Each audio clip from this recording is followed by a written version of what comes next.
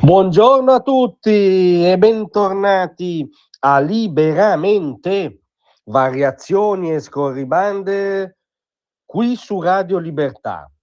Allora adesso la domanda è: conquisteranno le anime belle, i radical incistati nel salotto dei buoni delle ZTL nostrane? Staranno con gli indomiti compagni di Askatasuna o coi negri Baluba? No, non siamo impazziti, non vi stiamo proponendo un triviale linguaggio intinto nel razzismo più bieco, ma stiamo citando il linguaggio dei compagni di Askatasuna medesimo. Sì, perché la notizia oggi di gran lunga più straordinaria, definitiva, la trovate sulla Verità e riguarda le motivazioni della sentenza con cui il 31 marzo 2025 a Torino 21 imputati del centro sociale Askatasuna sono stati assolti dall'accusa di associazione a delinquere e 18 sono stati condannati per reati di altra natura, tra cui Giorgio Rossetto, uno dei capi storici del centro. Ma al di là della questione giudiziaria, lo spaccato linguistico, pseudo culturale, pseudo valoriale di costoro è meraviglioso e fa saltare in aria l'alfabeto progressista, il pantheon progressista, il manicheismo progressista, per cui c'è una netta linea di demarcazione tra i cattivi, le destre nelle loro varie articolazioni, e i buoni. Il problema è che in questo giochino di società, dalla parte dei buoni ci sono sia i galantuomini dei centri sociali che i migranti, gli immigrati, sempre a prescindere, regolari, irregolari, che lavorano o che delinquono, sono sempre dalla parte dei buoni. Ma come faranno adesso di fronte alle intercettazioni che sono allegate in queste motivazioni citate oggi dalla Verità?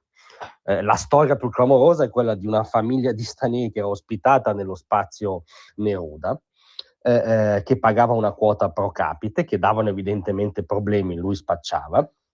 Gli antagonisti lo cacciano dallo spazio menandolo, riempendolo di botte, pare. E nelle intercettazioni alludevano anche a queste persone chiamandole negri o talvolta negroni o baluba.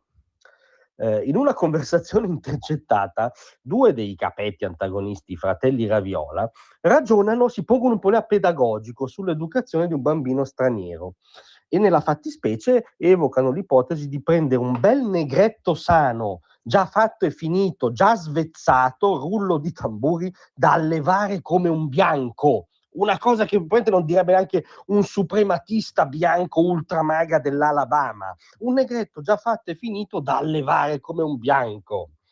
Al massimo spendi un po' di più a fargli un po' di imprinting per cacciare via i complessi. E concludono: come i cani, sempre meglio prenderli educati da adulti che un cucciolo.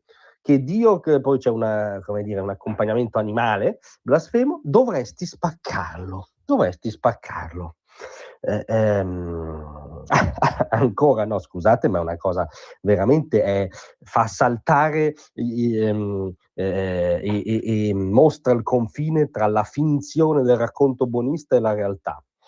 Quando si libera il posto occupato da quei due signori di cui sopra, in un'altra intercettazione tra Rossetto e un altro militante si dice: però dico, bisogna fare selezione.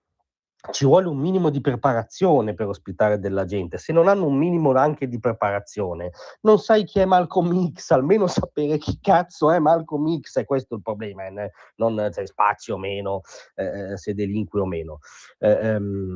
Sai almeno un nigeriano dignitoso. Insomma, io vi rimando alla lettura integrale del pezzo della Verità di oggi, perché fa vedere come siano farlocchi i bozzetti che trovate anche sui giornaloni un tempo quelli della borghesia italiana, che sono sempre acquattati ai piedi degli antagonisti, che peraltro annunciano un weekend di durissima lotta e prefigurano di riprendersi il centro di Askatasuna con la forza. Ma poi leggete come parlavano, cosa pensano, che riferimenti hanno, e soprattutto si impone ineludibile una scelta.